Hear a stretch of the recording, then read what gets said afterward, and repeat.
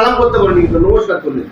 তারপরে পাশে দাঁড়িয়েছিলেন উষা রানী, তার হাত ধরে তিনি আকাশের দিকে ছুটলেন। দেখুন, একটা আলেম মানুষের কথা যেমন সোশ্যাল মিডিয়ায় বেশি কিছু বলতে যাবো, ব্যক্তি আক্রমণ করব না, এটা সাধারণ মানুষ আলেমদের সম্বন্ধে একটা খারাপ ধারণা আসবে। তবে উনি যে সোহবতে গেছে, ওই সোহবতের শিকার হয়ে উনি ইসলাম বিরোধী কাজে জড়িয়ে গেছে। যদি বলেন কেন, হাদিস পাকের মধ্যে আছে, আল্লাহ রসুল বলেছে একটা সময় মানুষের আকৃতিকে শোর বাঁদরের মতো করে দেওয়া হবে। কারণ কি, তখন তারা নিত্য গান বাজনার মধ্যে জড়িয়ে যাবে। সেই নিত্য গান বাজনার মধ্যে ওনাকে জড়িয়ে দেওয়া হলো। কেন জড়িয়ে দেওয়া হলো? ইসলাম সমাজের কাছে ওনার যে গুরুত্বটা, সেই গুরুত্বটা শেষ করে দেয়। এটা রাজ্য সরকার প্ল্যান মাফিক করেছে। কিন্তু যতই বলি, ওনার এখন কাছে রাজ্য সরকার হচ্ছে মেন। রাজ্য সরকারের বিরুদ্ধে কিছু বললে ওনার গায়ে লাগবে। অতএব উনি রাজ্য সরকারের এই খারাপ সহবতে গিয়ে উনি নিজের অস্তিত্বকে বিলীন করে দিয়েছে। আমি মনে করি ওনার যারা ভালোবাসার মানুষ আছে, যদি ওনাকে পুনরায় ভালো জগতে ফিরিয়ে আনতে চান, আপনাদেরও উচিত হবে ওনার বিরুদ্ধে ভোট করে ওনাকে হারানো। কারণ উনি যখনই হেরে যাবে, আমি মিলিয়ে নেবেন, রাজ্য সরকার আর ওনাকে পাত্তা দেবে না, ছুঁড়ে ফেলে দেবে। ছুঁড়ে ফেলে, যেমন আমার বাড়ির কাউকে একটা সময় ব্যবহার করেছিল, যখন দেখছে তার গুরুত্ব একটু আস্তে আস্তে কমছে মানুষের কাছে, তাকে ফেলে দিয়েছে, দিয়ে তার বিরুদ্ধে অন্য কাউকে লেলিয়ে দিচ্ছে। তো যখন উনি হেরে যাবে, ওনাকে আর গুরুত্ব দেবে না। কিন্তু তখন কি হবে, উনি নিজের যে জায়গা, সেই ভালো পবিত্র জায়গা, সেই জায়গাতে ফিরে আসবে, তওবা করবে, ইস্তেগফার করবে। আল্লাহ যেন ওনাকে হেদায়েত দেন, তওবা ইস্তেগফার করার সুযোগ দেন, উনি ফিরে আসবে। তাহলে দেখা যাবে ওনার ভালোবাসার মানুষদের মুখ উজ্জ্বল থাকবে এবং ওনারও ভবিষ্যৎটা ভালো হবে। আপনারই ভাই কাসেম সিদ্দিকী, তিনি একেবারে আমডাঙ্গায় দাঁড়িয়েছেন। তিনি বলছেন, আমডাঙ্গার উন্নয়নের জন্য আমার মা মমতা ব্যানার্জিকে আমি যেভাবে করে রিকোয়েস্ট করে আমি আমডাঙ্গায় কাজ আনবো, এবং মা হয়ে সন্তানকে কি কাজ দেবেন না, কি বলবেন? দুঃখজনক, এটা আমাদের জন্য মাথায় হ্যাট হয়ে যাচ্ছে। একটা নবী বংশের আওলাদ হয়ে, পীর খানদানের ছেলে হয়ে, তিনার আব্বাজান বহু সম্মানীয় ব্যক্তি এবং অনেক ভালো সিলসিলার জন্যে, মানুষের জন্য প্রচুর কাজ করেছে। এবং তিনার আম্মা একজন সৈয়দ জাদি নবী বংশের বেটি ছিলেন এবং খুব ভালোবাসতেন আমাকে। তা কিন্তু দুঃখের বিষয় বললাম, সোহবত খারাপ। খারাপ সোহবতে যখনই গেছে, তখন তারা খারাপ হয়ে যাবে। এই জন্যই তো ইসলাম বলেছে খারাপ সোহবতে যেও না। তা ও খারাপ সোহবতে গিয়ে এমন কিছু কিছু কথা বলে ফেলছে। এর থেকেও ভয়ানক কথা, যে দিদি যদি বলে আমি আগুনে ঝাঁপ দিতে, ও যেমন ওই বদমাইশ বলেছিল আমি জাহান নামে দাঁড়াতে, বলে জাহান নামে দাঁড়াবো, ওই সোহবত। আর এই সোহবতে গিয়ে দেখুন, এ বলছে আগুনে ঝাঁপ দিতে, বললে আগুনে, অথচ আগুনে ঝাঁপ দেওয়ার কথাটা বলা, এটা সম্পূর্ণ হারাম কথা, ইসলাম বিরোধী কথা। অতএব ও যা করছে, আমি ওই একটাই কথা বলবো, আগে যেটা বললাম, যারা দাদা হুজুরকে ভালোবাসেন, দাদা হুজুরের মান মর্যাদা ইজ্জত অনেক সময় আমাদের সঙ্গেও তো জড়িয়ে থাকে। আমি ভুল করলে একটা হয়তো তাদের দাদা হুজুরের দোষ নয়, কিন্তু লোক আঙুল তুলবে। তো সেই জায়গায় ও যদি হেরে যায়, তাহলে ওকেও দেখবেন রাজ্য সরকার পুষবে না। এমনি তো সরকার কি হবে সেটা আমি জানি না, এবারে তো মানে 30 সংখ্যক হবার একটা চান্স আসছে। সেই জায়গায় আইএসএফ এবং বাম এই যে জোট হচ্ছে, এর দিকে মানুষের একটা চাহিদা কিন্তু এবারে, প্রথমবার হয়তো গুরুত্ব দেয়নি, এবারে কিন্তু একটু চাহিদা বাড়ছে। তো সেই জায়গাতে যাই হোক, তাহলে কি হবে দেখবেন, ওকে মানুষ ফেলে দেবে, মানে ওকে যারা নিয়ে আজকে কাজ হাসিল করছে ফেলে দেবে, গুরুত্ব দেবে না। তাহলে কি হবে, ও আবার সেই পুনরায় আমাদের জায়গায় ফিরে আসবে। তওবা তিল্লা করার সুযোগ আল্লাহ দিক, আমি দোয়া করি আল্লাহ হেদায়েত করুন যত ভাই হয়।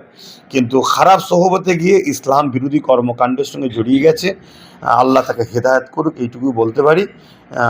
তবে ওয়াকাফের দুশ্মন যে, আমি জানি না তার সাথ দিয়ে ভবিষ্যৎটা কী হবে। দেন আমরা দেখছি একেবারে আপনারই কথা, 2021 সালে আপনি বলেছিলেন হসপিটাল করবেন। এই নিয়ে ভাঙড়ের সমস্ত জায়গায় একই ভাষণ উঠছে যে আব্বাস সিদ্দিকী মিথ্যা কথা বলেছেন এবং হসপিটাল এখনো কোথায়? ভোজেরহাটের মাঠে দাঁড়িয়ে বলেছিলাম, আমার ভাই নওশাদ জিতুক চাই না জিতুক, আমি আব্বাস কথা দিচ্ছি ভাঙড়ে একটা হসপিটাল করব। আমি স্বীকার করছি, বলেছি আমি করতে পারিনি। এবার আমি ইচ্ছা করে করতে পারিনি, না নাচারে করতে পারিনি, অর্থের অভাবে করতে পারিনি, না জায়গা দেয়নি। সেটার জায়গার ব্যাপারটা রাহিনুর আর মিন্টু শিকারীকে জিজ্ঞেস করলে পেয়ে যাবে। এই দুজনের মাধ্যমে আমি জায়গা খুঁজি কি খুঁজিনি, কি হয়েছে না হয়েছে, জায়গা পেয়েছি দিতে চাইনি, কি হয়েছে, হুমকি পেয়েছে, যাই বলি, সেই টিএমসি যারা করে তারা বলবো ও নাটক করছে, হ্যান করছে, ত্যান করছে। আমি আদৌ দিল থেকে করতে চাইনি, না ভোট লিবার জন্য মিথ্যা কথা বলেছিলাম, এটা আমার অন্তরের খবর, আমার আল্লাহ জানে। যদি আমি এটা ভুল করে থাকি, বিচার অবশ্যই আল্লাহ করবে। কিন্তু আমি যদি ভোট লিবার জন্য করতাম তাহলে বলতাম আমার ভাই যদি যেতে আমি হসপিটাল করতে, এটা বলতাম। আমি বলেছিলাম জিতুক চাই না জিতুক, কেন ভাঙড়বাসীকে আমরা ভালোবাসি। তো সেই জায়গায় আমরা অনেক চেষ্টা করেছি ভাই, জায়গা পাইনি। এবারে সোশ্যাল মিডিয়ায় অনেকে কমেন্টে বলবে আমি জায়গা দেবো। ভাই কমেন্টে কাকে খুঁজতে যাব? আমার 9830825982 এই নম্বরে যোগাযোগ করুন, টিম পাঠাবো, জায়গা দেখবো, যদি ভালো হয় আমি এক্ষুনি আপনাকে চেক দিচ্ছি, আমার নিজের পার্সোনাল অ্যাকাউন্ট থেকে চেক দিচ্ছি। আমার যা টাকা সেই টাকা থেকে আমি এক্ষুনি চেক আপনাকে বাইনামা করে দেবো। আসুন। অনেক অমুসলিম ভাইয়েরাও জায়গা দেবে বলে ঠিক করেছিল, কিন্তু পরবর্তী দুদিন পরে আবার ওদের ঘরেই ওরা যেটা রিপোর্ট দিয়েছে আমাকে যে ভাই ও বলছে চাপ আসছে, সব দখল হয়ে যাবে, হ্যান হয়ে যাবে, জায়গা দিতে পারছে না। এটাই তো টিএমসির পলিসি, যে কাজ হসপিটালটা করতে দেবো না, শেষ সময় গিয়ে হসপিটাল ইস্যুটাই তুলবো, যে কোথায় গেল হসপিটাল, 5 বছর হয়ে গেল হসপিটাল কই। আই দেখো আব্বাস সিদ্দিক মিথ্যা বলছে, পঞ্চায়েত ভোটে যখন সদস্য 2, 4, 5টা আমাদের হয়েছে, একটা কাজ করতে দিচ্ছে কেন যায়নি? সামনে পঞ্চায়েত থেকে বুঝাবে তোর সদস্য জিতে কি লাভ হলো, 5 বছর কি করেছে বল। আরে করতে দিলেই তো বলতে পারবে না। হসপিটাল যদি আজকে আমি করে ফেলতাম তাহলে এই প্রশ্নটা উঠতো, এই জন্য করতে দেয়নি। কিন্তু আমার বক্তব্য, 15 বছর যে সরকারটা ক্ষমতা আছে মমতা ব্যানার্জি, তারপরের দিন ওই ভোজেরাট এসে বলেছিল আমারও একটা শখ, তাহলে আমার কথা শুনে বলেছিল নাকি? আমারও একটা শখ, ভাঙড়ে হসপিটাল করব। এই জায়গা কিনা হয়েছে তো রে, এই 3বার টেন্ডার হয়েছিল রে, এই কি সমস্যা হয়েছে রে?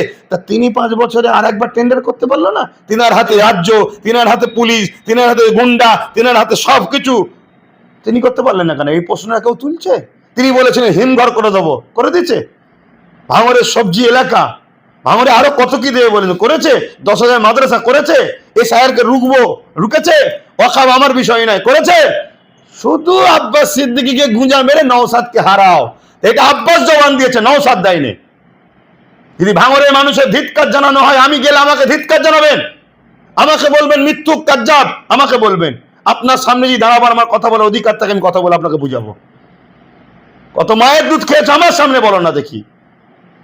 আরে আমি পারিনি, হ্যাঁ ঠিক আছে, ধরুন কোনো কারণে আমি সব কথা ছেড়ে দিচ্ছি যে আমাকে জায়গা খোঁজ করিনি, হ্যাঁ, যদি কেউ তর্কের সাথে আসে, আমি করতে পারিনি।